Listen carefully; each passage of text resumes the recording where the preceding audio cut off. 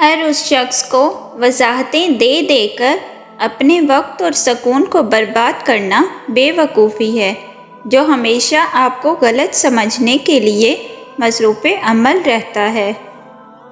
زندگی بھر عبادت کر لو، حقوق العباد کے بغیر جنت میں نہیں جاؤ گے۔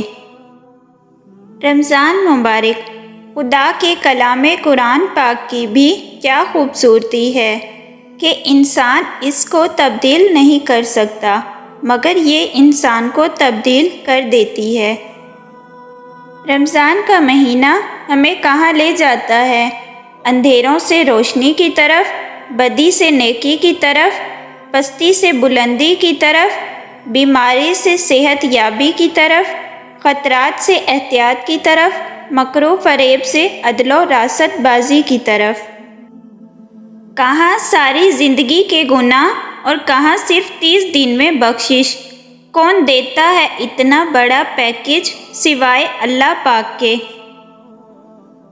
جو کنویں سے یوسف علیہ السلام کو مصر کے تخت پہ بٹھانے پر قادر ہے، وہ رب تمہارے غموں کو خوشیوں میں بدلنے پر بھی قادر ہے۔ واحد اللہ کا در ہے، جہاں بغیر بلاوے کے بھی چلے جاؤ تو شرمندگی نہیں، سکون ملتا ہے۔ جو ٹوٹے ہوئے کو سمیٹ لے، جو عیب دیکھ کر بھی بیزار نہ ہو، وہی رب ہے۔ معجزوں کے دروازے صبر کی چابی سے کھلتے ہیں۔ امام جعفر صادق علیہ السلام نے فرمایا، جن کے ہاں اولاد نہ ہو وہ نیت کریں کہ اگر بیٹا پیدا ہوا تو اس کا نام علی یا حسین رکھوں گا، تو خداوند عالم انہیں بیٹا عطا کرے گا۔ برا وقت چاہے کچھ لمحوں کا ہی ہو، لیکن بہت سے لوگوں کی پہچان کروا دیتا ہے جن کو ہم اپنا سمجھتے ہیں۔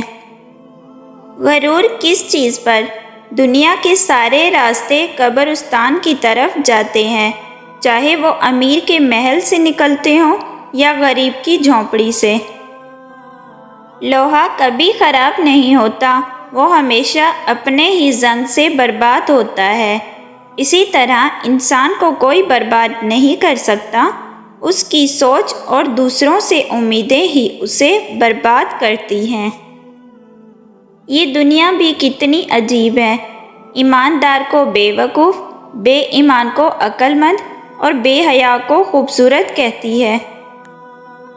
سچے لوگوں کو غصہ جلدی آ جاتا ہے، منافق لوگ منہ پر مسکراہٹ اور دل میں غصہ رکھتے ہیں۔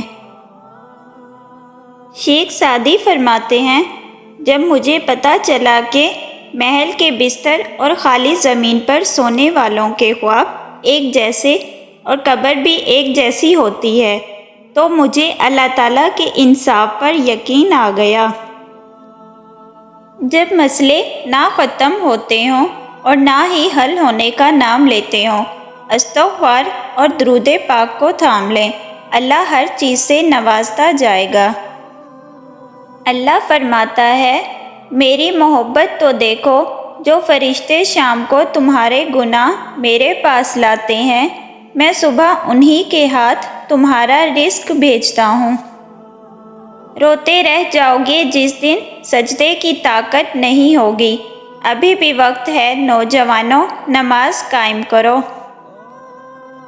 پتھر کو یوں تراشا، نگینہ بنا دیا، صحرا کو مسکرا کے مدینہ بنا دیا، دونوں جہاں کے پھولوں کی خوشبو نچوڑ کر رب نے میرے نبی صلی اللہ علیہ وسلم کا پسینہ بنا دیا۔ معاملات اللہ کے سپرد کرنا ہی بہتر ہوتا ہے، کیونکہ ہم خود بھی اپنے ساتھ اتنے مخلص نہیں ہوتے جتنا اللہ ہمارے ساتھ ہوتا ہے۔